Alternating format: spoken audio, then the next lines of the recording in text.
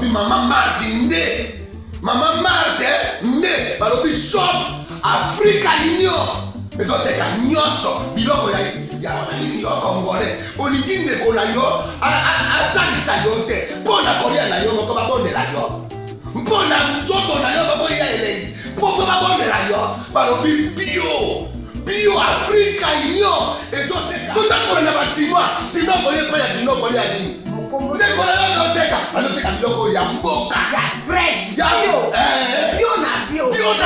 Yo mama mbayo kuna monkanja izali. Balobi nzomo eyali.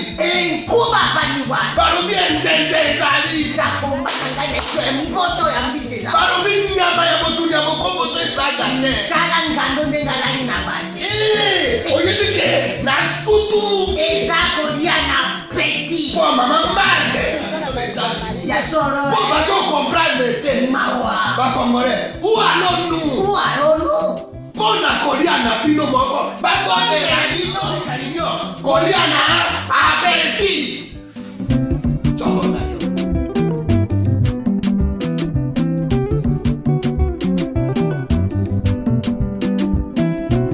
Mesdames et messieurs, merci de suivre Face à Face. Aujourd'hui, Face à Face ne parle pas politique. Aujourd'hui, Face à Face parle société. Des grandes questions, je crois, auxquelles on ne fait pas très attention. On a une société qui consomme beaucoup plus la politique, beaucoup plus de politique, mais parfois des débats inutiles, au lieu de parler de ce que nous sommes en réalité. Tenez, par exemple, est-ce que vous savez la cartographie routière de notre pays? Est-ce que vous savez les infrastructures de notre pays? Pensez-vous que c'est possible de partir de Banana à Goma, en route, je ne sais pas moi, en rail ou tout ce que vous voulez? Est-ce que vous savez toutes ces choses? Est-ce que vous avez l'idée de ce que Kinshasa a été dans le temps? Ou ce que le Congo était dans le temps? On en parle aujourd'hui avec l'ingénieur Moulaba Kabangu, Léon Gaston. Vous savez, à l'époque, ils avaient trop beaucoup de noms à la fin. Hein? Ouais. Alors, monsieur Léon Gaston, comment allez-vous? Très bien. Et vous? Très bien. Vous êtes coordonnateur du groupe d'études stratégiques multisectorielles. Vous étudiez la question des infrastructures, des questions agro-pastorales. Vous avez eu un passé assez heureux, si je dois le dire, dans Office des routes. Aujourd'hui, vous êtes dans l'agro-pastoral. Ok. Alors, dites-nous d'abord, avant de commencer, il y a tellement de choses dans cette histoire d'Office des routes, on se pose des questions. C'est quoi la différence entre Office des routes, OVD, ITPR? Ça fait beaucoup en même temps. Bon, de toute façon, l'Office des routes s'occupe du réseau rural. Ok. Parce que vous savez que nous avons 145 000 km de routes. Ça, je ne le savais pas. Oui. 145? 145 000 km de routes. Ah, d'accord. Et puis, à l'époque, on estimait la voirie à 7 000 km. C'était une erreur, hein, parce qu'il y en a plus que ça. D'accord. Hein? Ce qui faisait le total de 152 000 km. D'accord. Bon, la plupart de nos bailleurs de fonds ont trouvé chaque fois qu'on voulait... Parce que l'OVD, c'est la voirie faisait partie intégrante de la direction des ponts et chaussées, qui est l'émanation, qui est l'ancêtre de l'Office des routes. Ah donc, l'OVD est l'ancêtre de l'Office des routes? Non. C'est la direction des ponts et chaussées qui est l'ancêtre de l'OVD. Ah, d'accord, ok. Qui est aussi l'ancêtre de l'Office des routes. D'accord. Oui, oui. Alors mais dites-nous, M. Léon, le blanc, quand ils arrivent par exemple en RDC, disons, quand ils arrivent en Afrique et en RDC, comment ils trouvent la société? Comment ils trouvent le pays? Qu'est-ce qui a déterminé leur choix pour dire on trace par ici et pas par là?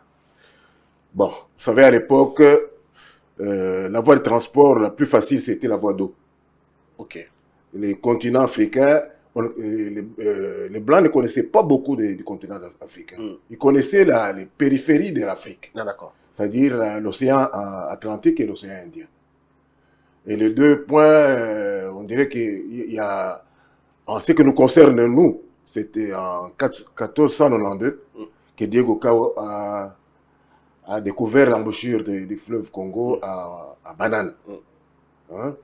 Et dans les années 79, disons 1871, il y a eu les Stanley et Livingstone qui ont parcouru en tant que explorateurs. Hein? À ce moment-là, le Congo n'existait pas. Dans sa configuration actuelle, ça n'existait pas. D'accord. Il y avait l'Afrique, il y avait la traite d'esclaves et tout ça, et dont le clown, c'était vers Dar es Salaam à Zanzibar. Où on prenait tout. Mais sinon, le Congo dans sa configuration actuelle, c'est à partir des années 1876, avec la conférence sur la cartographie de l'Afrique. Mais est-ce que vous pensez qu'ils connaissaient le Congo, je veux dire, après la conférence? Est-ce ils avaient la connaissance de la République démocratique du Congo dans sa configuration? Personne n'avait la connaissance des D'accord. choses. Léopold II a utilisé ses amis et surtout il a utilisé les anciens militaires, c'est-à-dire les gens qui étaient à la retraite, pour essayer ensemble, parce qu'il est parvenu quand même à embaucher Stanley pour arriver normalement à travailler avec le général Strauch pour tracer la configuration de notre pays, la configuration que nous avons maintenant. Ok. Ouais, ouais. Donc, c'est lui qui décide que Kinshasa, c'est la capitale. C'est lui qui décide que les routes vont passer de tel côté, de tel coin, de tel autre. Ce n'est pas lui, Léopold II n'a jamais été au Congo. Ah bon? Ouais, ouais. Ok. Mais il suivait ça, il avait quand même un groupe de généraux, ses amis, avec qui il a travaillé, comme Strauch, comme avec Stanley. Et ils sont parvenus à trouver, au fur et à mesure qu'on découvrait, hein, parce que l'ancienne capitale du Congo, c'était Boma. Boma. Oui, oui. C'était Vivi, hein, qui était la capitale, jusqu'à ce que quand il y a eu les problèmes là, sur le Congo, avec le rapport des pasteurs protestants, hein, qui ont parlé de mutilation et tout ça. En 1904, on avait pris Costermans, qu'on a nommé comme vice-gouverneur général, qui était à Boma. Et puis quand le rapport est sorti, il s'est donné la mort. Costermans, que vous connaissez, c'est lui qui a normalement combattu beaucoup à l'est du pays. Exact. Et même une ville du pays portait son nom, Oui, Costermansville. C'est Bukavu. Oui, Bukavu. Oui, oui. Alors, à ce moment-là, dans les années en 1923, quand le pays a cessé d'être État indépendant du Congo en 1908, et les Belges ont eu la mission, et aussi dans cette mission, ils devaient corriger les erreurs de Léopold II. Donc il fallait émanciper, il fallait développer le pays maintenant. Parce qu'au départ, c'était seulement l'extraction et tout ça. Et comme Stanley lui-même avait dit à l'époque que le Congo sans chemin de fer ne valait pas la peine. C'est ainsi qu'ils avaient beaucoup mis ils avaient décidé de construire le chemin de fer entre Matadi et Kinshasa. Alors, dans l'histoire du pays, qu'est-ce qui commence avant? Est-ce que c'est les chemins de fer ou c'est les routes en terre bâtie ou en asphalte? Comment vous appelez ça? La chaussée? Les routes que nous avons maintenant au Congo ont existé avant tous les autres modes de transport. Okay. Donc, les routes ont existé concomitamment avec l'eau. Ah, d'accord. Oui. Parce que les Belges n'ont pas fait beaucoup d'efforts. Les routes que nous avons, les 145 000 km de routes, ont été tracées par nos ancêtres. Ce sont les sentiers battus qui ont été corrigés par les Belges. Ah bon? À partir de 1920. Donc, nos ancêtres avaient déjà des sentiers comme ça? Ils communiquaient beaucoup. Ah, mais comment ceux qui vivaient à Goma, par exemple, communiquaient avec ceux qui vivaient à Bassankoussou? Comment ils faisaient pour se rencontrer, pour discuter, par exemple? Bon, c'était des blocs, hein, avec tendance, là. Ouais. Parce qu'à l'est, là-bas, c'était les Mwami. Ouais. À l'équateur, c'était les Nkumu. Au Kasaï, c'était les Mfumu. Oui. Et tout ça. Donc chaque bloc, il y avait des communications d'abord à l'intérieur du bloc. Oui. Et puis, il y avait aussi des communications à l'extérieur des blocs. Il y a aussi la traite des esclaves avec les Arabes qui ont essayé de faciliter la pénétration des grands lacs, c'est-à-dire de l'Est vers le centre du pays, vers le Kasaï. Alors, qu'est-ce que les Blancs ont fait exactement au pays quand ils arrivent? Est-ce que le plan qu'ils ont utilisé, c'est le même plan qu'on utilise jusqu'aujourd'hui, ou nous, la démographie a explosé et nous a conditionnés autrement? Moi, je dirais que Dieu aime beaucoup ce pays. Oh, ok. Oui. Quand ils sont arrivés, Léopold II n'avait que 39 millions de francs belges. Il n'avait pas d'argent. 39 millions? C'est 39 millions de francs belges qu'il avait. Et qu'est-ce qu'il a fait maintenant pour... D'abord, il a trompé les autres qu'il était venu pour étudier la cartographie et tout ça. Il était dans l'histoire de la cartographie. Hein? Mais au fur et à mesure qu'il l'installait, il avait des postes, il a pris goût. Et il s'est fait accompagner des amis, des grands amis. Il avait Bayens, le baron Bayens. Il avait aussi l'ingénieur Édouard Rampin. Vous connaissez Rampin? Mais vous dites tout ça avec la tête. Je Ouais. comprends pas. Vous n'avez pas un stylo, vous n'avez pas un papier. Comment vous Il y faites avait les... pour mémoriser tout ça? Oui, parce que moi, j'appartiens à... C'est-à-dire, j'ai travaillé avec les derniers Belges Ah, d'accord. qui sont partis. Ok. Hein? Nous avons travaillé ensemble avant que... C'est moi qui ai fait l'étude pour créer l'office de route. Ah, donc je suis Ouais, ouais. il y a en face de moi, il y a le géniteur de l'office de route. Oui. D'accord. J'ai été dans l'équipe de la Aire des routes Congo qui avait comme bureau au Building Forestcom. Ok. C'est nous qui avons parcouru le pays pour proposer la création du fonds routier que le ministre Ngoulou appellera office de route. Alors, je voudrais d'abord apprendre un peu plus, parce que vous dites qu'avec 32 millions, il appelle ses 39 amis. millions 39 de francs millions, belges. il appelle ses amis, oui. Oui, Bayens et les autres. Il y a Bayens, et puis il a fait des relations. Il avait des parentés avec la reine d'Angleterre. Hein? Donc les anglo-saxons avaient déjà pris, on dirait, la partie sud de l'Afrique et la partie aussi orientale. Tandis que la partie occidentale était avec les Portugais. Ok. Donc tout ça sur l'océan Atlantique et l'océan Indien. Alors, à ce moment-là, Léopold II s'est fait entourer par des banquiers, vraiment des gens qui n'étaient pas des politiciens. Et ceux-là ont raisonné. Comme ils ont découvert vers le sud des minéraux, il a fait coalition avec les anglo-saxons. Tandis qu'Édouard Rampin, qui était chargé de faire le métro de Paris, c'est celui qui a pris maintenant la partie orientale des Grands Lacs, avec le chemin de fer Cefel et les ports Rampin. Vous connaissez les ports Rampin? Si. C'est Kindu. Ouais. Hein? Et puis il a eu tout ça, avec l'extraction des minéraux, la vente des produits pérennes, le café et tout ça, qu'ils ont fait là-bas. Alors, à ce moment-là, ils ont dirigé et composé le pays en 10 holdings.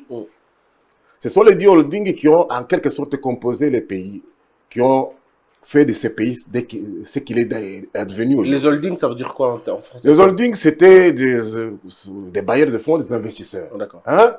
C'était des grandes familles, soit américaines, parce que les Américains avaient la partie du Congo central, avec Agrifort, et la partie Congo-Kassai, parce qu'il n'y avait que 4 provinces À au l'époque, pays. oui, Il y avait 4 provinces.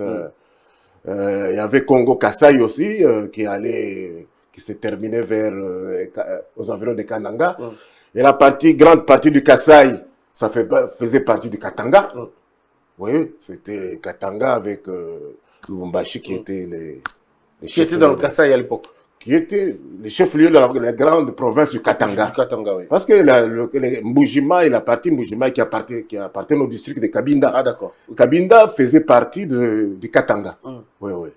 Alors, jusqu'en 1933. Bah, très bien. Alors, vous dites que Dieu aime le pays. Dieu aime ce pays. Pourquoi vous dites Dieu aime ce pays parce qu'avec 39 millions de francs belges, il est parvenu à faire ce que personne ne pouvait le faire. Oui. Aujourd'hui, avec des milliards... Mais maintenant, ils avaient besoin de l'argent pour créer l'union minière du Haut-Katanga à Lubumbashi, à Kipushi, Lubumbashi. Ce qui est devenu Gécamine. C'est la salle à Gécamine. Oui. Hein? C'est l'ancêtre de Gécamine. L'union minière du Haut-Katanga. Alors, où est-ce qu'il fallait trouver l'argent? Alors, on a trouvé l'argent sur le fleuve Congo. Okay. Avec les gens de l'Équateur. Ah, d'accord. Avec les caoutchouc. Qui ont caoutchouc des lianes, pas de l'EVA. Ouais. L'EVA est venu après. Après, lianes sauvages. C'est des lianes sauvages. Oui. Avec Léon Chevin qui coupait les mains, tout ça. Hein? Ils ont beaucoup travaillé aux environs de Bikoro, de Wendisekli et tout ça. Et ce caoutchouc servait à la pneumatique. La pneumatique, parce que pourquoi j'ai dit que Dieu aime ce pays, c'est parce qu'au même moment où Léopold II se demandait comment il peut arriver normalement à développer le pays. Parce que lui, il cherchait, depuis son enfance, il cherchait à avoir au moins une colonie. Il est allé en Indonésie, il n'a pas réussi. Mais cette occasion-là, il ne voulait pas rater cette occasion. Surtout que Bismarck, le chancelier allemand, c'était son beau-frère. Son beau-frère. Oui. Donc, il a tout arrangé. Il avait aussi un général très fort, Schloch. Ils ont arrangé avec Baron Bayens, il a fait appel aux frères les Verts, hein, qui se sont occupés des palmistes et tout ça. À partir de les Verts, c'est pour ça qu'il y a le Verville à Bandundu. D'accord. Hein, il y avait ma Brabanta, qui est en Mapango aujourd'hui, et tout ça. Et il y avait chose Flandria, à Boteka là-bas, chose tout près au Katola, vers Kiri. Et puis il y avait vers Bumba, toujours le Verville, les frères. C'est pour ça que le Congo Kassai allait jusqu'à l'Équateur. D'accord. Ouais, ouais. Ok. Au-delà de l'Équateur, maintenant, il y avait la province orientale qui prenait là où il y avait encore les Américains. Il y avait 2 banques américaines qui avaient des minéraux entre Kisangani et Bouta. Ben, Plus précisément à Kolé et à Télé. Alors, quand ils trouvent l'argent à l'Équateur, ils vont construire l'Union. Maintenant, c'est cet argent de l'Équateur et du Congo Kassai qui a construit l'Union minière du Katanga. Alors, à partir de quel moment on commence à créer des routes? Les routes, c'est en 1920. D'accord. Avant Parce que d'abord, l'indépendance. il fallait recréer, organiser les chefferies, tout ça qui n'existait pas. Parce qu'au départ, c'était une économie totalement extravertie. Quand on arrête quelque chose, on cherche là où se trouve l'océan Atlantique et l'océan Indien. Mais maintenant, avec là, on a demandé à ce que maintenant que les choses se réorganisent. C'est ainsi que, il y a 1911, c'était les chefferies. 1923, c'était maintenant le déplacement des Boma et la création de Léopoldville comme capitale. Hein? Et puis en 1933, il y avait maintenant toutes les provinces sont passées de 4 à 6. Oui. Je crois que maintenant, quand par exemple, quand vous arrivez, en ce moment-là, vous êtes encore jeune, tout jeune, mineur, quand ces choses se passent. Oui, moi, quand je suis arrivé, j'avais 23 ans, un jeune ingénieur. Oui. On m'a d'abord, j'étais du service civique obligatoire que Mobutu avait, le président Mobutu avait imposé. Oui. Et c'est de là qu'on m'a déniché pour me mettre à la Banque mondiale. Avec les gens de la Banque mondiale, on devrait maintenant sillonner toutes les routes du pays et proposer maintenant ce qu'on devait faire de ces routes. Très bien. Alors, on va commencer tout de suite directement à aller dans le vif du sujet. Alors, Monsieur Léon, dites-nous un peu, est-ce que c'est possible de relier, d'abord, est-ce que c'est possible de relier tous les Congos, de quitter du point A au point B, le point C, donc du nord au sud, de l'est à l'ouest? Est-ce que c'est possible? Les routes existent, mais elles ne sont pas en bon état. Vous dites que les routes existent. Les routes existent. Donc, de Kinshasa à n'importe quel point, vous pouvez aller à n'importe quel point du pays. Alors, ça, c'est une révélation. Est-ce qu'on peut quitter de Kin à Mbandaka en passant par la route? Oui. On passera par où? Quand vous quittez Kinshasa, vous allez à Mongata. N'est-ce pas? Oui. De Mongata, vous êtes à Bandundu. Oui. De Bandundu, vous allez à Isaka. Oui. Hein, vous êtes sur le Kenye, le Fimi, vous traversez, vous êtes en pas, à Selenge là-bas, vous êtes à Inongo. Vous traversez, vous êtes maintenant à Isongo Bolia. Isongo Bolia, vous êtes à Wechi, vous êtes à BCF, vous êtes à Penda, vous êtes à Kalamba, vous êtes à Wenjisekli, Badak. Comment vous connaissez tout ça? Parce que j'ai fait cette route. J'ai fait exactement la même route jusqu'à Lac Tumba. Et là, on s'est arrêté là. Mais il y a des moments où il faut jeter les ponts. Parce que c'est soit les lacs, soit des grandes rivières. Comment on fait? C'est ça le problème que nous avons ici. La plupart des grandes rivières, on avait opté à l'époque pour les bacs. C'était des bateaux. Des grands bacs, des bateaux. Oui. Et puis pour les routes, les Belges avaient dit que nous avions beaucoup de bois. La plupart des ponts étaient en bois. Oui. Vous savez que nous n'avons pas la culture d'entretien. Oui. Au bout d'un certain temps, tous les bois ont cédé. C'est ainsi que ce sont les tout premiers points de rupture sur les routes congolaises. En dehors des bourbiers. Nous avons d'abord les points de franchissement. Mais pourquoi ils n'ont pas fait les ponts métalliques, par exemple, ou en fer? On en a fait beaucoup après la Deuxième Guerre mondiale. Hein. Les Anglais nous ont envoyé tout ce qu'il y avait comme pont militaire, ce qu'on appelle les ponts belés. Et maintenant, ils ont même amélioré, ils appellent des ponts accros. Oui. Ce sont des ponts modulaires, démontables, qu'on peut monter à tout moment. Alors, est-ce que c'est possible de quitter Kinshasa vers Goma sur la voie routière? Oui. Comment? On passe par où? Goma se trouve sur la nationale numéro 2. Oh, c'est vrai. Oui. Et qui prend comme origine Mbujima et qui se termine à Beni. C'est ça la nationale numéro 2. Alors quand vous venez de Goma, vous passez à Bukavu. Oui. De Bukavu, vous êtes à Kamituga, Kamituga, vous êtes à Kasongo, Kasongo, vous êtes à Lubao, Lubao, Kabinda, Mbujimai. En Mbujimai, vous retrouvez la nationale numéro 1. Vous faites Kabela Kamwanga, Lukula, vous êtes à Tchatchacha, vous arrivez à Kananga. À Kananga, vous êtes à Mbulungu et vous arrivez à Kamwesha où on est en train d'asphalter maintenant pour arriver à Chikapa. Et les Chikapa, vous avez la route asphaltée jusqu'à Kinshasa. C'est pas pour rien que j'aime ce pays, donc il est merveilleux le pays. Le pays, c'est possible de faire ce pays. Parce que le pays, normalement, quand vous voyez les routes, hein, quand vous voyez 145 000 km de route, vous trouvez que c'est beaucoup. Mais ce qui a manqué, c'est la stratégie. 145 000 Kilomètres. C'est la stratégie. Ok. Parce que la stratégie, c'est pour développer le pays. Ici, il faut normalement prioriser d'abord la liaison des chefs-lieux de province. Il y a 26. Allez-y alors. Okay. Ouais, il y a 26. Ok, on fait... Et pour relier les chefs-lieux de province et relier aussi les 9 pays frontaliers que nous avons, normalement, il y a 15 000 km de route ultra prioritaires. Et sur les 15 000 km, là, il y a 3 000 seulement qui sont bitumés à ce jour. 3 000 seulement. 3 000 donc il reste 12 000 en état de praticabilité. Oui, en terre. Mais avec le système que nous avons maintenant, si nous devons suivre, il faut 267 ans pour asphalter les 12 000 km. Oh, on sera tous morts, malheureusement. 267 ans. Parce que le rythme, oui. Vous savez, avant l'indépendance, parce que le premier plan décennal pour qui a décidé de moderniser les routes du pays, ce plan décennal a commencé en 1949.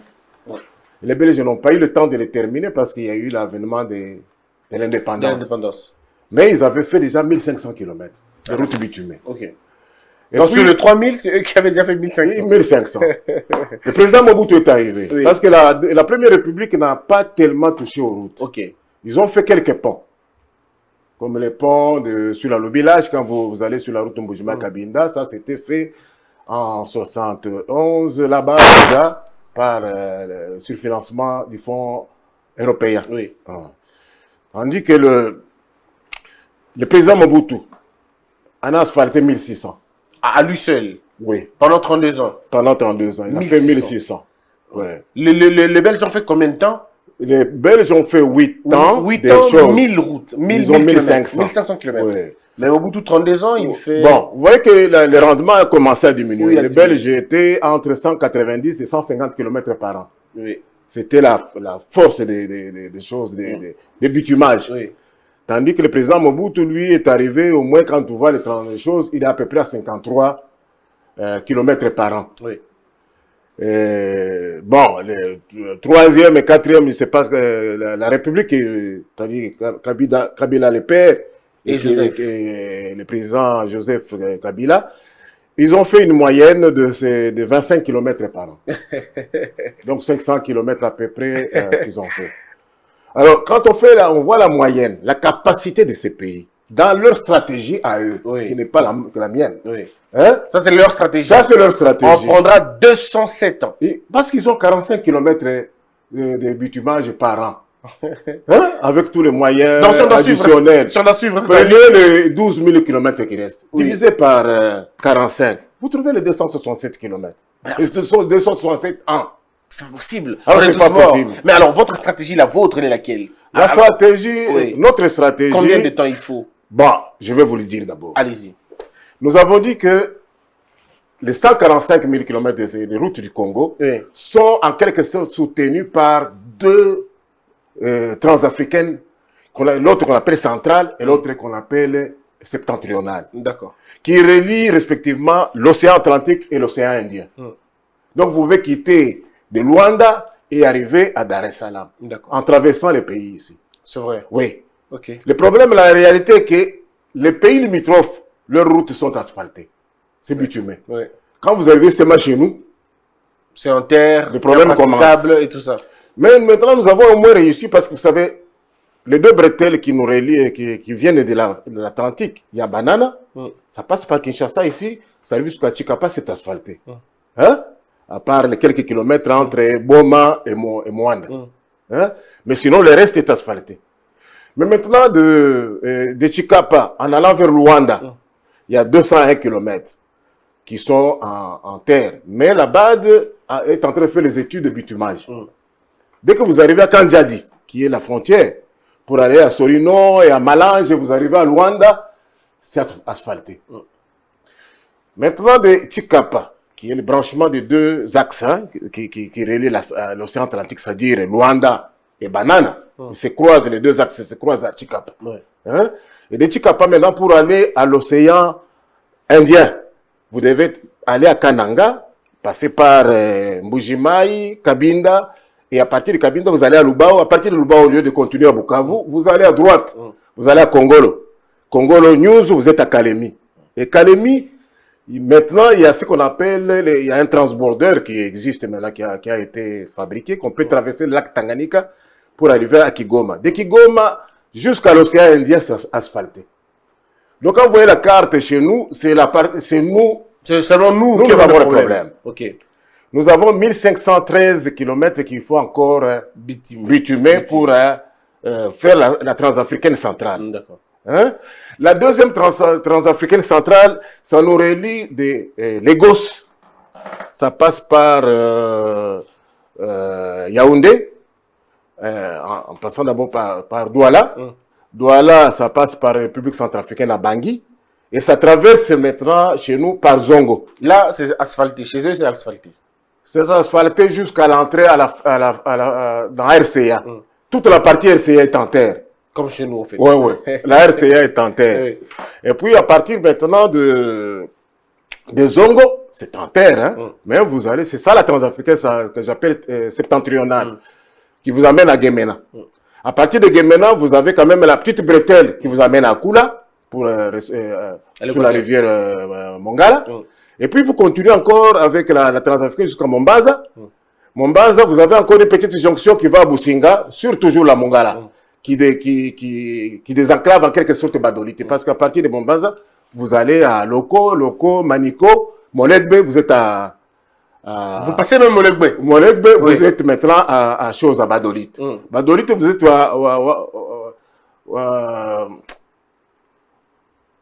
vous êtes à Mobaye.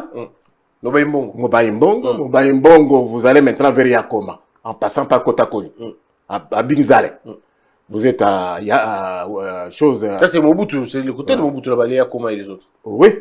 Vous arrivez maintenant à Yakoma. Yakoma, maintenant, vous traversez, vous quittez l'équateur maintenant. Vous allez à Bondo. À partir de Bondo, vous faites le cap maintenant vers Doulia. Doulia, une bifurcation qui va à Aketi Bumba, qui arrive même à Lissala. C'est la nationale numéro 6. Mais vous continuez jusqu'à Bouta. C'est la nationale, la transafricaine là. À partir de Bouta, vous allez maintenant, vous retrouvez la route là où étaient les Américains là-bas. Donc, à Télé, Kole, vous êtes à Banalia, Bengamisa, Kisangani.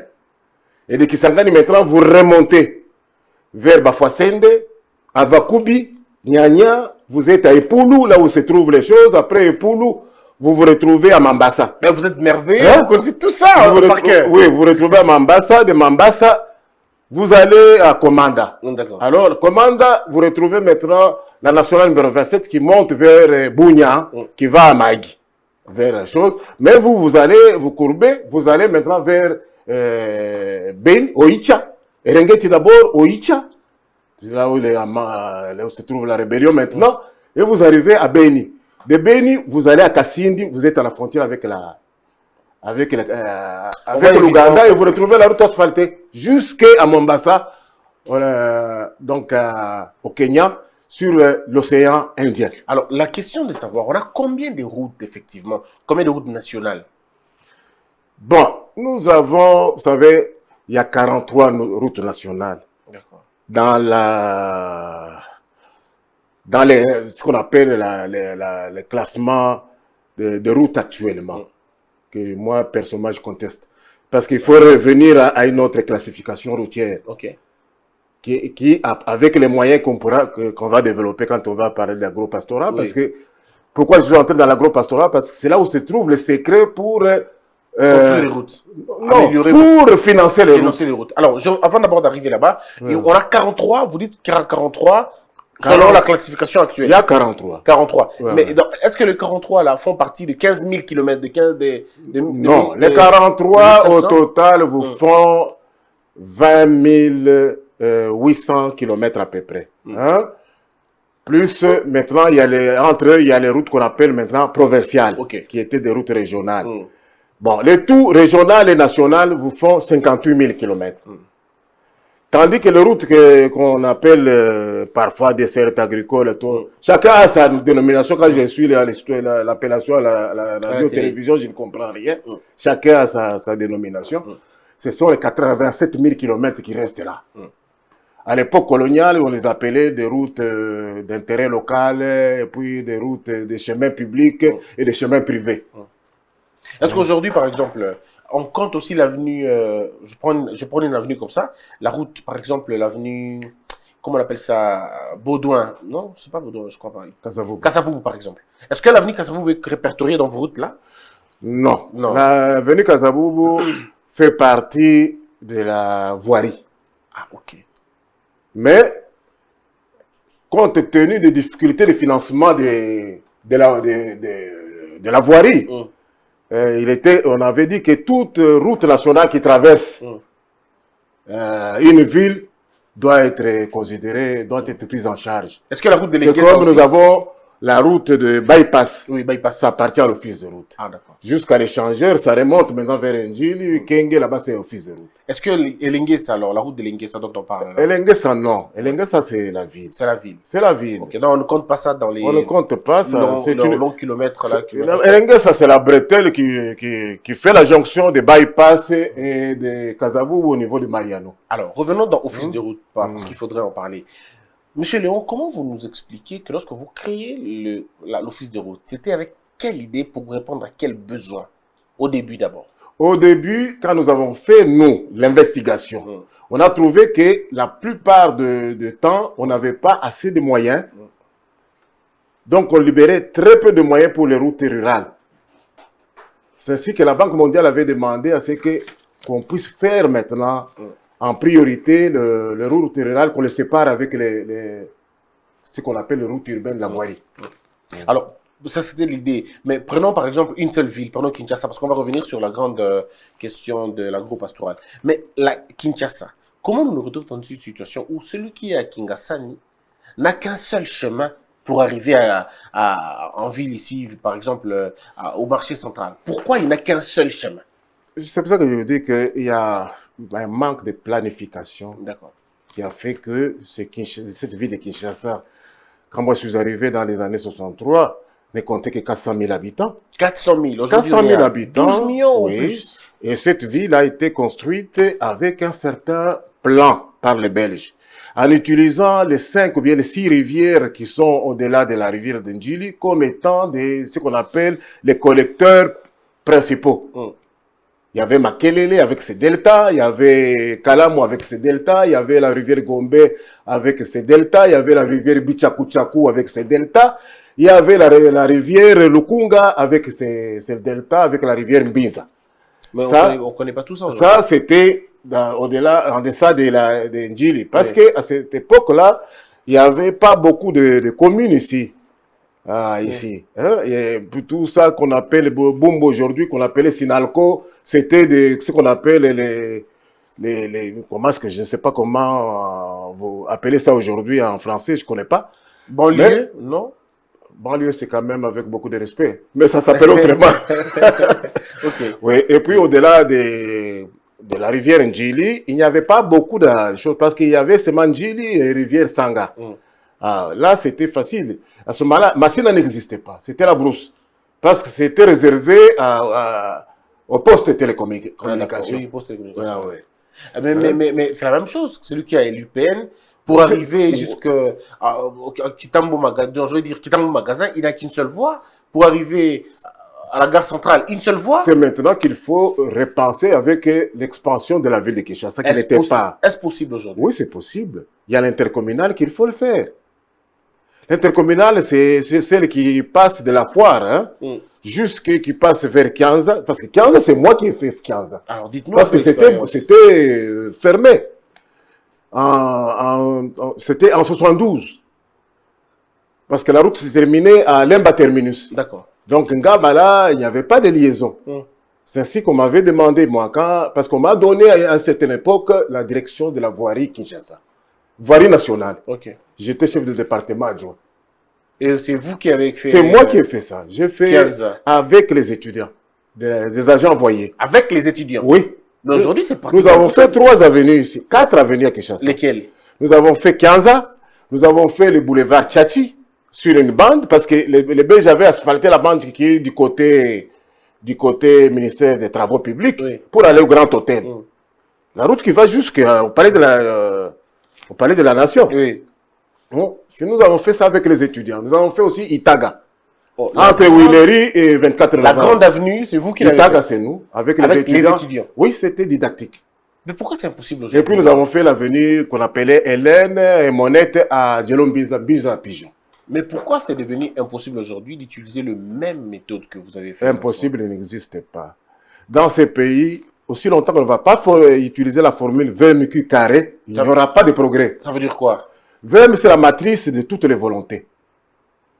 Et M, c'est la matrice des mobilisations des moyens et des mises à disposition des moyens vers la destination. Et Q, c'est la production. Okay. Et deuxième Q, c'est la qualité. Est-ce possible aujourd'hui de recréer Kinshasa, interlier Kinshasa? On va dire ça comme ça, je sais pas. C'est possible. C'est Comment possible. on fait? C'est quoi votre stratégie? D'ailleurs, la stratégie, c'est d'exécuter l'intercommunal. D'accord. L'intercommunal dans tous les sens. Sens horizontal comme dans les sens choses. C'est trop chiant, on ne comprend pas. Il faut relier Kisenso à Anjili. Est-ce possible? Oui. Par quel mécanisme? On traverse la rivière Anjili.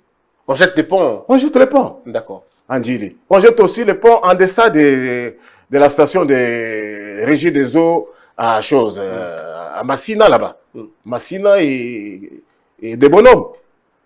Il y a déjà les 3 passages. Si on a on renforce les ponts actuels par les 2 ponts alors ça devient une situation, on facilite la jonction. Et puis on fait les 2 avenues parallèles.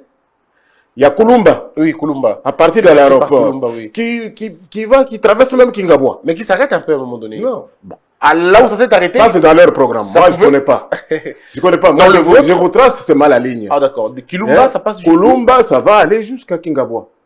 Alors, mais là, finalement, les De tracteurs... là, ils rencontrent les poids lourds. Ok. Hein? Tandis que l'autre, le Mokali, à partir de Ndjoku, et puis Mokali, il y a moyen de faire une petite expropriation et retomber sur ce COMAF. Mais les gens ont construit sur ce terrain-là. Non. Comment vous allez On faire? peut construire. Vous savez, ces pays, surtout la ville de Kinshasa, Oui. ce qu'on devrait faire, c'est soigner les collecteurs principaux parce que cette ville a été construite sur base de ces rivières-là. Il faut redonner à ces rivières leur lit d'emblée. Et arriver un jour à exproprier et garder au moins 15 mètres de chaque côté et faire de toutes ces rivières comme on avait fait au niveau du stade de Tata Raphaël. Vous expropriez les gens pour cause d'utilité publique. Mais alors on fait la route. Vous faites la route. Tout autour des rivières là, ça doit être ce qu'on appelle des routes circulaires. Mais Des avenues circulaires. ça crée toujours des tensions parce que... Il n'y a pas de tension parce que pour le moment, on exproprie les gens, on ne leur donne pas en échange un endroit et les moyens pour se faire une maison. Avec le temps qui court ici, surtout, si on arrive à accepter les plans, les propositions que nous faisons, nous, j'ai soumis. Alors, quelles sont les proportions? Parce que là, il y a une question. En termes de coût, il faut combien pour avoir 1 kilomètre d'autoroute ou bien d'une route? Non, parce qu'on ne connaît déjà pas la différence entre autoroute et une route, finalement. Bon, une route, il faut voir d'abord la dimension de la route. La dimension simple maintenant est estimée au moins en largeur à 7 mètres. 7 mètres. Pour faire au moins les véhicules se croisent. Hein? Ça, en dehors de la ville de Kinshasa. Parce que la ville de Kinshasa, comme le trafic était devenu très important, on a maintenant des routes un peu très larges. Plus large. Ben, quand on quitte Kinshasa, normalement 7 mètres, c'est largement suffisant. Sinon, la dimension conventionnelle, normatique, c'est 6 mètres 60. Et ça dépend du terrain qu'on traverse.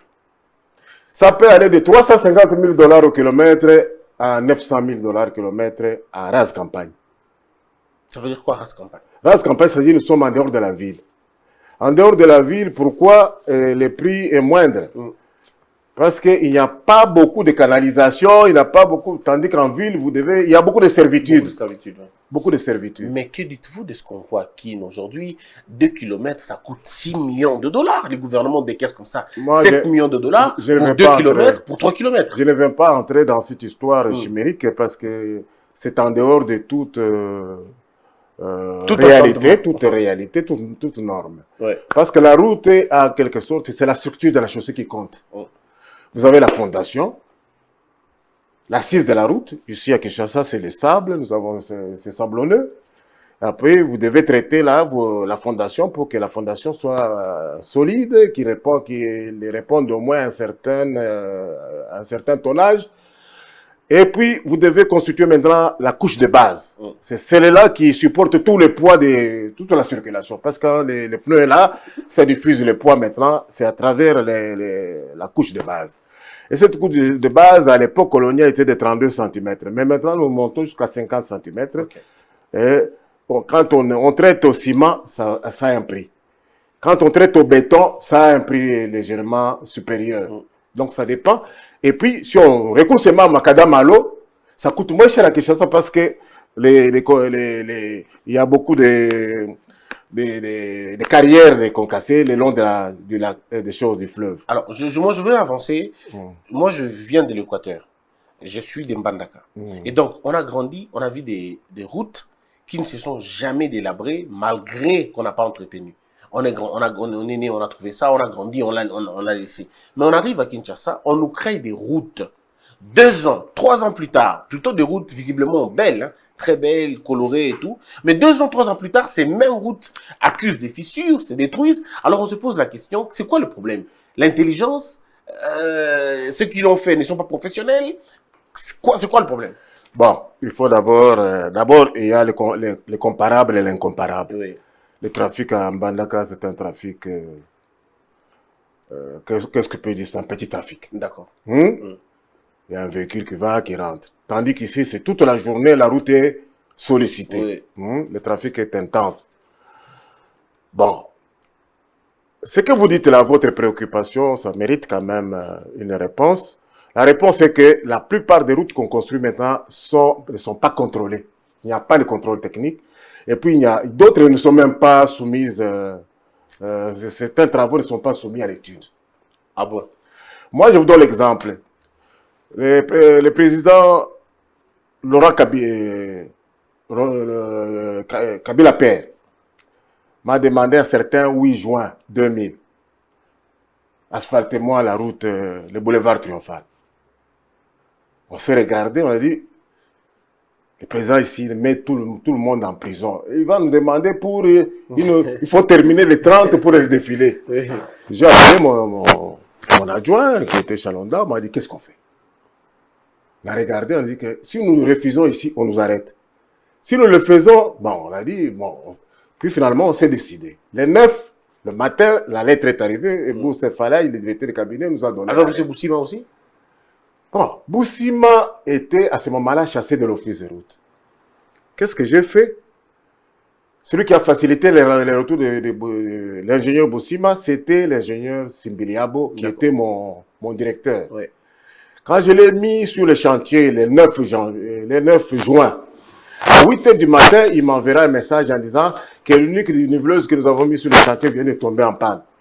Donc il m'a mis dans un stress tel que il fallait faire le rappel des troupes. Oui. Je me rappelle qu'à Bukavu, la route de Kamagnola, où il y avait des clochers pour passer. Oui. Alors moi, quand je suis arrivé en 83, en tant que directeur provincial plénipotentiaire du Kivu, alors j'ai mis Boussima là-dessus, avec un D8. Moi, il dit, vous m'élargissez ça. Je ne veux plus entendre les clochers. J'ai vu le côté positif de M. Boussima. Alors, comme on l'avait chassé ici, j'ai fait un rappel des troupes. Je l'ai rappelé. Je lui ai dit, tu restes là-bas. Tu appliques ce que nous faisons. J'ai mis tous les ingénieurs de bureau sur les chantiers. Il y avait des parasolaires. Même mon bureau était sur les chantiers. Et j'ai fait venir le laboratoire national de travaux publics qui devrait vraiment accorder à chaque fois qu'on avançait. Il fallait avoir l'autorisation, la certification de la bonne production du travail. C'est comme ça que nous avons travaillé. Ça fait 20 ans que cette partie-là existe. Oui, toujours, hein, sans Ça fissure, fait 20 sans ans. rien. Mais pourquoi aujourd'hui ce n'est pas le cas? Pourquoi? Est-ce que parce qu'on ne vous sollicite pas? Est-ce que parce qu'on préfère parler aux Japonais, aux Chinois? C'est un choix? Ça fait 20 ans que je suis à la retraite et je ne saurais pas vous répondre pourquoi ça ne fait pas. Je suis dans d'autres histoires. Mais de votre œil, regardons. Comment jugez-vous alors la réponse de Saut de Mouton? Est-ce que c'est une réponse appropriée aux problèmes de transport, aux problèmes de locomotion, aux problèmes de mobilité à Kinshasa, ou c'est une fausse réponse à une bonne question? Bon, ce qui est fait est fait. Ça devient une bonne réponse. Oui, mais je comprends, on n'a pas envie de dire. Ce qui est fait est fait. Oui, mais comment vous Nous jugez pouvons plus, non. ce travail-là? Vous jugez comment l'œuvre? Nous avions, Il est bien fait. Nous avions d'autres. Bon, je ne l'ai pas visité. D'accord. Je suis un technicien, je ne peux pas donner un avis. Mais est-ce que ça répond aux besoins? Ça va répondre aux besoins, mais tout en demandant des aménagements complémentaires. Ok. Parce qu'il faudrait soigner maintenant, élargir les espaces qui restent là. Et il faudrait gérer bien la circulation. Alors, un internaute veut savoir, parmi tous les présidents du pays, qui est celui qui a le plus contribué à l'amélioration des routes du pays? À l'amélioration, je dirais le président Mobutu. D'accord. Le président Mobutu, pourquoi? Parce qu'il ne s'ingérait pas. Lui donner, je vous donne l'exemple de l'office des routes. De 73 à 86, à 88, mais disons même qu'à 88, tous les financements, Mobutu donnait 5 millions de dollars à l'office des routes. En ordre permanent. Il n'y avait même pas un jour de retard. Pendant 15 ans. Et l'office des routes est parvenu à ouvrir 58 000 kilomètres de routes. C'était circulable. Même s'il y avait la poussière, mais les 58 000 kilomètres étaient circulables. Aujourd'hui, est-ce que vous évaluez le montant que ça peut demander pour relier le Congo? Parce que c'est là qu'on va parler même de l'utilité de la route dans l'unité nationale. Est-ce que vous évaluez en termes de prix, en termes de coût, ce que ça peut revenir pour refaire le 1200 km? Non, les 12 000 Les 12 000 km. Je ne suis pas très fort dans les chiffres. Les 12 000 km, bon, prenez les 12 km. Comme ce sont des routes en rase campagne, les chiffres que je donne, c'est un chiffre seulement indicatif. Il n'est pas vrai parce que ce pays a au moins 3 climats que nous traversons de l'est à l'ouest. Hein? Nous avons le climat tropical, nous avons les climats tellement humides et puis nous avons le climat de montagne quand on fait la périphérie à l'est du Congo. Normalement, il faut beaucoup d'argent. Beaucoup d'argent. Combien environ? Il faut beaucoup d'argent. Je ne peux pas vous dire combien environ. Il faut prendre 2 milliards, 10 milliards, 15 milliards, 20? Non, 15 milliards suffirait. 15 milliards suffirait avec leur système actuel. Ça veut dire quoi leur système actuel? Parce que le système actuel est que on doit bitumer la route avec les normes qui sont en cours maintenant. Ces normes qui font que les 45 km par an et il faut des 167 ans. Mais moi, j'ai une autre proposition. Alors, c'est quoi la proposition? La proposition maintenant, c'est arriver normalement à quadriller le pays avec les 60 entreprises. Comment? Chaque entreprise ayant la responsabilité de 250 km. 250 fois 60, ça vous donne les 15 000. Exact. Hein? Donc il y a la partie asphaltée. Est-ce que nous avons 60 entreprises en question? Non, il faut les façonner. Ah, d'accord. Il faut. Ça ne coûte que 240 millions de dollars. Pour créer une entreprise de route. Les 4, les 60. Les 60? Oui. 240 millions. 240 millions de dollars. D'accord. C'est tout. Comment on fait quoi exactement avec ça? Avec les 60, ce sont des entreprises modulaires. C'est-à-dire, dans cette même entreprise, il y a un atelier qui fait la modernisation. Comme Safricas? Comme Non, ça n'existe pas comme tel. Safricas, qu'on ne compare pas l'incomparable. D'accord. Hein? Vous avez cette entreprise qui a 3 ateliers fondamentaux. Qui a l'atelier de modernisation, c'est-à-dire de bitumage ou bien de bétonnage. Et vous avez un atelier d'ouverture de la route avec des pointes à temps, c'est-à-dire qui va à l'avant. là où il y a des bourbiers, tout ça, il est purgé, et puis on remet la circulation et on remet le cantonnier, le cantonnage manuel pour la surveillance avant que l'atelier là arrive. Vous avez aussi un troisième atelier, c'est l'atelier de construction des ouvrages de franchissement. C'est-à-dire pont, ouvrages d'art et tout ça, pour qu'il n'y ait pas de point de rupture. Et avec un tel atelier, en 2 ans, vous pouvez circuler avec n'importe quelle voiture, même si vous avez d'autres parties qui sont encore en terre, mais ce sont des parties en terre solides, comme vous avez dit à l'Équateur où il y a la latérite. Oui. Alors, est-ce que vous pensez que... Vous avez dit 240 millions de dollars pour créer les 60 entreprises. Oui. Avec 200... Et on les crée sur le socle de l'office de route. Mais est-ce que, monsieur Léon, vous savez que dans ce pays, il y a des gens qui ont volé 400 millions de dollars. Il y a des gens qui ont détourné 400 millions, 500 millions, 600 millions. Est-ce qu'on peut comprendre un pays qui a autant d'argent, mais qui n'y ait pas cet argent pour financer ces entreprises-là? Il y a... Donc, on crée les 240... les 60 entreprises qui demandent le matériel là, pour acheter tout ça, l'équiper. Il faut 240 millions. 240 millions. Oui, pour les 60. Pour les 60. Si on n'en a pas, on crée même pour 20 millions, on peut avoir 5 entreprises déjà qui fonctionnent. Alors, les 60 entreprises qui vont fonctionner vont créer par entreprise combien de kilomètres? Vous avez dit? Ils ont la responsabilité, pendant au moins 5 ans, oui, de 250 kilomètres. Ils doivent tenir. Donc, en 5 ans, on aura résolu tous les problèmes. Donc, en 2 ans, vous avez déjà une circulation aisée. D'accord. En 12 ans, vous avez la modernisation totale. Pourquoi? Parce qu'à ce moment-là, on fait recours à la méthode que j'appelle ici la méthode Seber. Ça veut dire quoi, la méthode Seber? Besser plutôt, la méthode Besser. C'est la méthode d'utilisation du béton compacté au rouleau. C'est-à-dire, chaque jour, on fait une route bétonnée de 7 mètres ou bien 6 mètres de largeur et on avance de 60 mètres chaque jour. Et cette route a la durée de vie de 50 ans. On ne revient pas pour faire l'entretien. Ah, 50 ans sans 50 ans, on ne revient pas. Si on fait l'entretien, c'est enlever la brousse qui est à côté. Oui. Mais on est là, on a une garantie de 50 ans. Et après 50 ans, on vient... On ne sait pas. Ceux qui vont vivre là-bas viendront voir si peut-être il y a eu une érosion qui est passée là-bas et qui a cassé. Là, c'est ceux qui vont vivre pendant ce temps-là. Oui, ceux qui seront là. Oui. Mais style que, vous savez qu'on a dépensé plus de 1,7 milliard seulement pour les 2 axes, là, pour la nationale numéro 1. Oui, mais c'est ce qu'on ne comprend pas. On faisait des va-et-vient. La route de Kinshasa Matadi, on l'a refait combien de fois? Plusieurs fois. Kinshasa Matadi Boma, combien de fois? Oui. Même la route, Parce que vous savez que la route bitumée a une durée de vie sans entretien de 6 ans.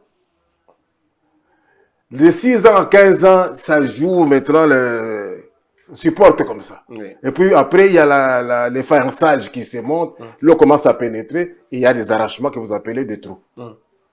Et maintenant, avec vous, avec votre BC... Avec le BCR, il n'y aura pas de trou. Il n'y aura pas de trou. C'est le béton. Alors, ça coûte Et combien? il n'y a même pas de fer à béton dedans. Ça coûte combien le 1 km? Ça coûte, normalement, avec le prix de Kinshasa, ça coûte 552 000 $ au kilomètre. C'est pas 1 million de kilomètres. Non, c'est pas 1 million. Ah, c'est pas possible. Donc, 552 000. 552 000. Ouais, Si ouais. on le double par exemple, 100 Et km. puis, ça, vous n'avez pas besoin d'aller chercher les bordures parce que ça... Les bordures, vous l'avez déjà quand vous êtes en train de travailler. Et puis, si vous voulez, vous pouvez même façonner le drainage facilement. Avec 500 et quelques mille dollars. 552. 552 Ouais, 000 dollars. Quand c'est 552, c'est le prix moyen. Donc, ça peut être à 600, 700, bon. C'est moins d'1 million. Ouais. Donc, on va dire avec, on peut en faire comme ça 15, 20 km, 30 km si on veut. Et ça peut... Chaque brigade, c'est pas brigade, mais chaque entreprise. Parce que moi, je me un penchant sur le privé maintenant. Oui. Si l'office de route a eu des problèmes, c'est parce qu'il était officiel, c'est-à-dire de l'État, une entreprise de l'État. Mais maintenant, il faut que ce soit une entreprise privée, mais sous avec appui du gouvernement. Mais est-ce que vous pensez que les Congolais sont intéressés quand on sait que les Chinois, les Libanais sont ceux-là qui viennent prendre le marché chez nous? Mais il faut combattre ça. Oui. Il faut combattre. Parce que nous n'avons pas assez d'argent. Nous voulons que quand on relie les 12 000 km, les 26 chefs-lieux de province en moins de 2 ans de circulation, c'est que l'agro-pastoral va marcher encore avec l'organisation que nous proposons. Ça sera... Parce que nous, dans notre programme, nous voulons créer la bourgeoisie rurale. Pour que les gens ne regardent pas d'en haut pour faire Sopeka. Mais nous voulons que les gens regardent. Chaque matin, ils regardent ce qu'il a. Et ça nous évite aussi des courbettes derrière Il y aura- le FMI et la C'est Banque ça mondiale. la souveraineté économique. Ouais. Est-ce qu'il y a un lien entre la route et la souveraineté économique? Oui, dans les coûts chers. Et nous n'avons qu'une seule entrée, c'est du côté des minéraux, qui ne crée même pas beaucoup d'emplois. Malheureusement. Hein? C'est ainsi que ça nous a poussé. Moi, je suis un ingénieur routier. Je suis encore ingénieur en génie souterrain. Je pouvais me limiter à ça. Mais je me suis toujours posé la question comment on a des difficultés pour même financer les cantonniers. Moi, je vous pose la question, comment on fait pour financer la route? Pour financer la route, maintenant, il faut organiser l'agropastoral. Comment on organise l'agro-pastoral? C'est très simple. Voilà. Il faut que chaque famille devienne une entreprise agricole. Un peu comme au Brésil avec Lula. Chaque famille doit devenir une PMA. Et chaque famille et chaque PME, 5 villages, parce que on estime que dans chaque village, il y a au moins 100 familles. Et c'est autour de ces 5 villages, il doit y avoir une structure qu'on appelle coopérative, D'accord. qui est un point de chute ou qui a l'obligation d'acheter toute la culture, c'est-à-dire toute la récolte. Parce que pour que les gens soient motivés, il faut que la récolte soit achetée en totalité. Et puis, la coopérative qu'on appelle CPA doit avoir aussi au-dessus d'elle un holding, c'est-à-dire un investisseur. Ok. J'ai difficile à prononcer les parcs agro-industriels parce que je n'y crois pas. C'est ce que j'ai dit, un holding qui a des incubateurs de transformation et qui doit faciliter maintenant la commercialisation des produits en interne comme à l'export sous la régulation de l'État. Qu'est-ce qu'on entend par une route à desserte agricole? Bah, moi, c'est pour ça que je vous ai dit d'emblée que je ne voulais pas m'attarder là, parce que moi-même, j'ai difficile à définir ça. Parce que la définition que nous avions donnée quand on a créé l'office de route, les routes de cette agricole étaient en dehors de ces 58 000. Ce sont les 87 000 kilomètres restants qui étaient des routes d'intérêt local qu'on devrait normalement joindre sur les routes d'intérêt provincial qui, elles, étaient reliées aux routes d'intérêt national. Est-ce que ce n'est pas faux ce qu'on nous dit que les routes seraient l'aubaine pour permettre à ce que l'agro-pastoral fonctionne? Non. Regardez, M. Léon, nous sommes par exemple au Bas-Congo. Sur le long, il y a la chaussée, tout est là, tout est bien. Mais pourquoi nous n'arrivons toujours pas à avoir des safou en grande quantité et à bas prix ici? Moi, je vous parle de l'organisation paysanne. Il faut que l'organisation paysanne existe. Ouais. Si l'organisation paysanne existe et que c'est la famille qui est en point de mire, parce que nous avons vécu maintenant avec nos partis politiques, qui au finish, c'est la famille qui est au créneau. Papa, maman, tout ça, qui se sont distribués des sièges. La même philosophie, il faut l'amener maintenant dans une famille, dans un ménage paysan. Ouais. Maintenant, le ménage paysan aujourd'hui, je vous donne déjà la première étude qui fait, nous avons 2 saisons culturelles chaque année. Okay. Et la première culture, la deuxième culture, si on donne seulement à chaque ménage 1 hectare par an au départ, on les encadre avec la coopérative qui a ses propres agronomes, qui délimitent les champs pour connaître l'hectare et tout ça.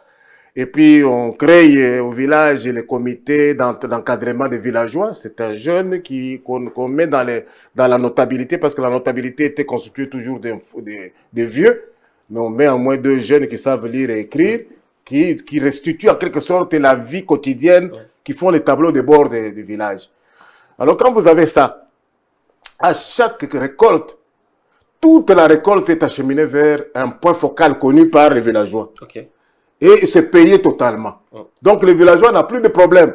Il a entreposé la récolte.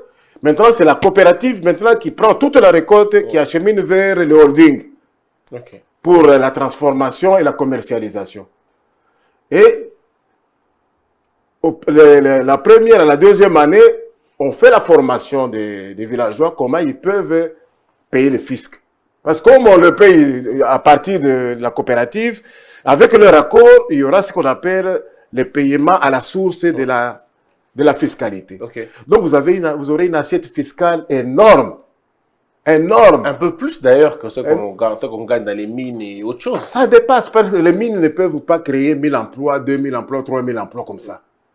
Mais pourtant, dans ce secteur-là, vous avez employé tout le monde. Oui, dans ces secteurs-là, quand nous organisons la coopérative, la priorité, c'est les produits venant des villageois. Ce sont les produits vivants. La deuxième, troisième année, ce sont les produits pérennes, les cafés, tout ça. Tout pour eux, les villageois, ils n'ont plus d'autres débouchés que la coopérative. La coopérative n'a pas d'autres débouchés que les holdings. Ok. Tandis que les l'évacuation se fait soit par train, soit par bateau, et tout ça. Par voie d'eau, par la route. À ce moment-là, la route fait son travail. Est-ce que la route est importante pour l'unité nationale? Oui, c'est pour la cohésion nationale. Comment? Quand nous allons mettre maintenant quand l'asphaltage, si la route telle que je l'ai dit, la transafricaine centrale et la transafricaine septentrionale, dès qu'on arrive à bitumer ces routes-là, même vous prendrez la voiture, vous allez à Goma. Vous n'avez pas besoin d'entrer dans des cercueils volants là-bas. Ouais. Hein? Je prendrai librement. Librement. Aujourd'hui, nous parlons avec vous. Vous pouvez prendre votre voiture à 5 h du matin, aller dormir à Chikapa. Mais il y aura aussi des trains, bien évidemment. Oui. Les trains, vous Ça savez, coûte beaucoup plus cher que les trains, nous avons pour le moment 5033 km de chemin de fer. Hein? Qui part d'où vers où? Le train a été bien implanté. Ça relie l'océan Atlantique avec l'Obito. C'est le chemin de fer qui vient de l'Obito à Dilolo, à Kolwezi, à Tenke-Fungurume et qui arrive à Lubumbashi vers Sakanya. Vous avez aussi les trains qui vont jusqu'à Ilebo, qui va dans les Kasaï, le chemin de fer. Vous avez le chemin de fer à partir de Amato. Amato, c'était Kamina, c'était son ancien nom, Amato. À Kamina, qui fait maintenant la jonction avec Kalemi et en même temps avec Kindu. Mais tout ça, c'est maintenant pour l'océan Indien. Mais à l'Équateur, il n'y en a pas eu, on dirait. Équateur, il y en avait. Il y en avait. Chemin de fer, oui. Ok. C'est le chemin de fer Vicino. D'accord. Qui vient de Mungwere à Isiro. Isiro, ça va faire Buta. Buta Aketi. Mais tout a été détruit. Aketi, ça arrive à chose. Le chemin de fer existe. C'était le même type de chemin de fer qu'il y avait entre Manterne et Tchela. Est-ce qu'on peut refaire une cartographie aujourd'hui? Entre Bomba et Tchela. Est-ce qu'on peut refaire une cartographie ferroviaire aujourd'hui? Oui, elle existe. Ouais, d'accord. C'est très simple, le chemin de fer. C'est moins coûteux que la route? Bon, pour le moment, c'est que le rail a beaucoup évolué.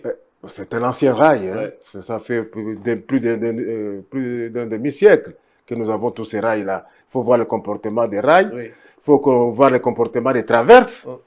Et puis, nous avons l'ouverture de nos rails. Il faut les accommoder avec l'ouverture l'écartement des pays limitrophes pour qu'il y ait continuité. Donc, il y a des interventions à faire dans ce sens-là. Et nos locomotives qu'il faudrait refaire, parce que nous, l'acheminement sur l'océan Indien s'est fait sur 2 points. Nous avons Beira, à Mozambique, et puis nous avons Dar es Salaam, à Zanzibar. On n'a pas vu l'heure passer, on est arrivé à la fin, mais j'aurais bien voulu pour les internautes, il faut dire qu'on aura un autre numéro certainement pour parler de votre projet, de vos ambitions et tout le reste, ce que vous pensez pour les familles, par exemple les paysans et les autres. Mais 2 questions de culture générale. Les gens parlent aux côtés de l'OVD, il y a une autre structure créée en 2008, si je ne me trompe pas, c'est le FONER. Le fonds national, je crois, fonds quelque chose de l'entretien routier.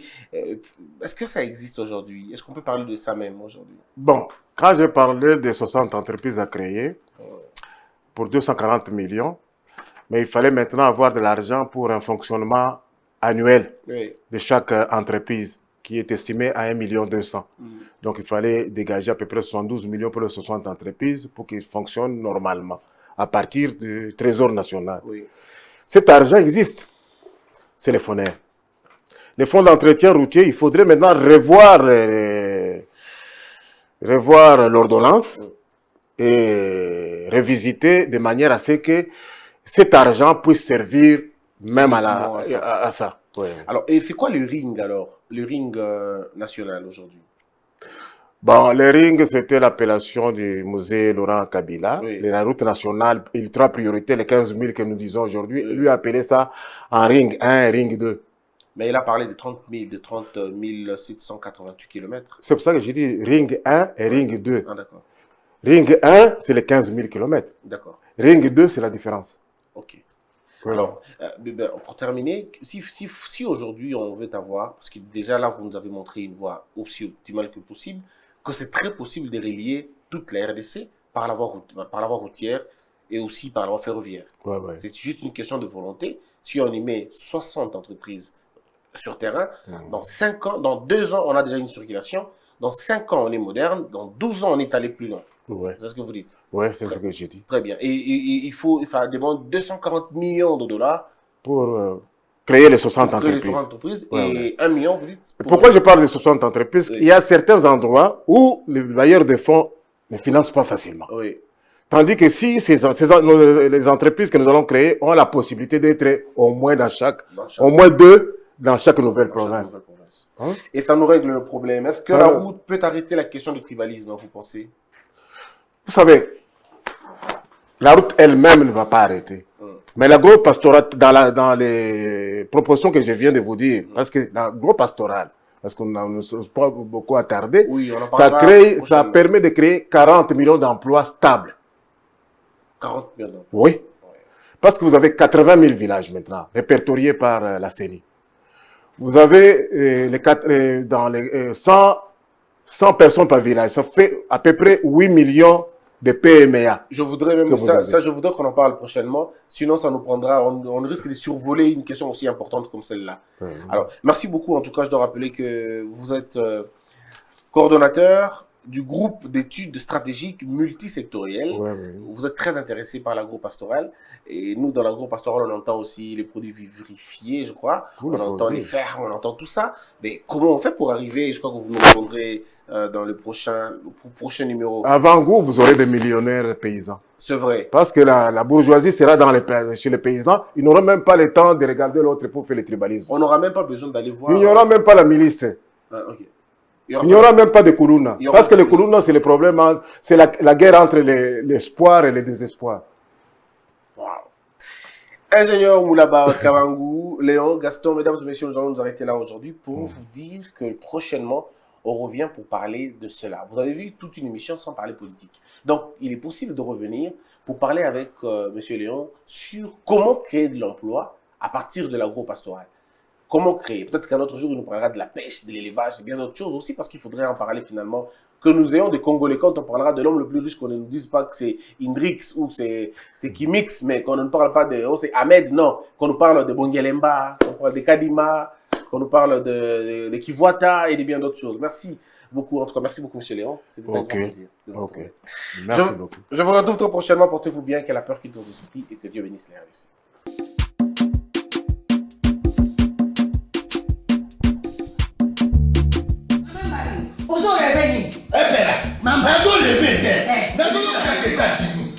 Plus précisément dans Washington.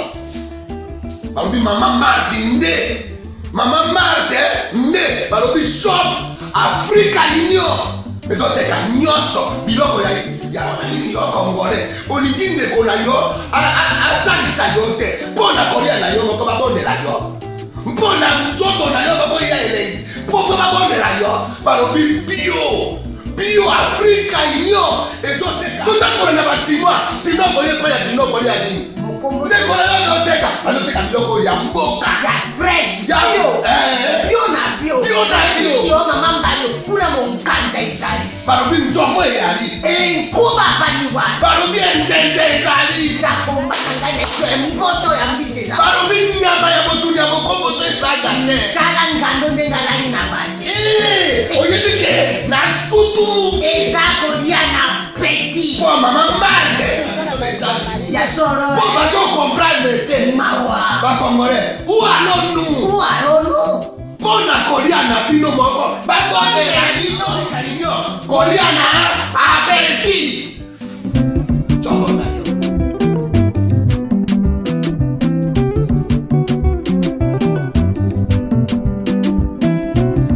Debout Congolais, unis par le sang, unis dans l'effort pour l'indépendance. Unis aux hommes, si opinois, daimana shino tweneleye, na kinyabana piko, na mosala, totonga mboka koleka kitoko, na kinyabana Kongo, toyembani, loyembo lonene ya lisa.